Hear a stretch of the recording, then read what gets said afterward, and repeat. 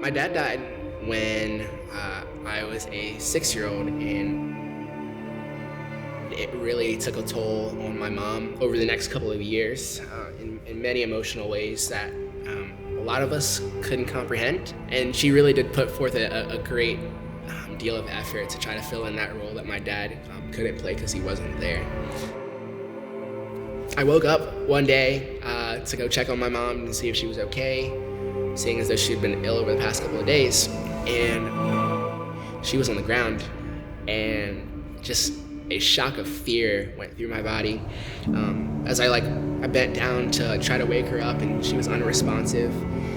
And we checked her pulse, and we were just horrified to find out she was dead. She passed away. I didn't know what to think. I didn't know what to feel. I didn't know what the next steps were. I was filled with angst of who am I gonna live with?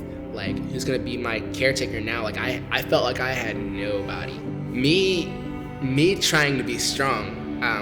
I went to school the next day, which probably wasn't wise. I would hear just certain things of that's the guy who lost both his parents, or be careful around Kristian. He's not emotionally stable right now. Everybody was talking about me, but nobody was talking to me, and it followed me everywhere I went. It was like this ghost that I couldn't just get rid of.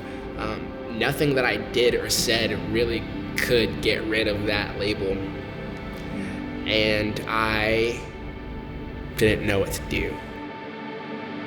I came across a couple of friends who started going to church, and I had always known these guys, and I had known that they were not some ideal guys. They were some pretty mean dudes. So when I saw that they had become these very nice dudes who were really, really encouraging and not bullies anymore, I was very curious.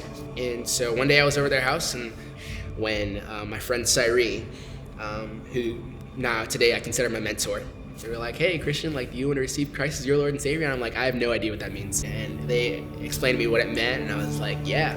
I just repeated a few words after him, and I found myself very emotional in the moment. I was crying, and I didn't know why.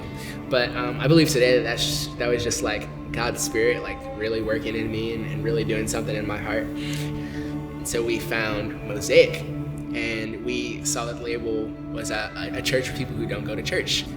People, like I said before, have heard about my story and heard that, but people at church decided to go about it in a different way. They wanted to actually help me fix the problem rather than just kind of hear about it and let it be and let it sit in my life. And to finally have that community of believers that would approach it in a way that Jesus would was so comforting and so reassuring. Carl had every week mentioned baptism like he consistently does, and I decided to check off that box. It's I'm gonna do this, and I got baptized, and it was only then that I could finally say no label about my parents matters anymore. None of that has any substance for me. The only label I have is I am a child of God. I have a relationship with Jesus, and that is irrevocable. Nobody can take that away from me. Really negates the angst and the fear that I did once have when my parents passed away. That's not a thing for me anymore.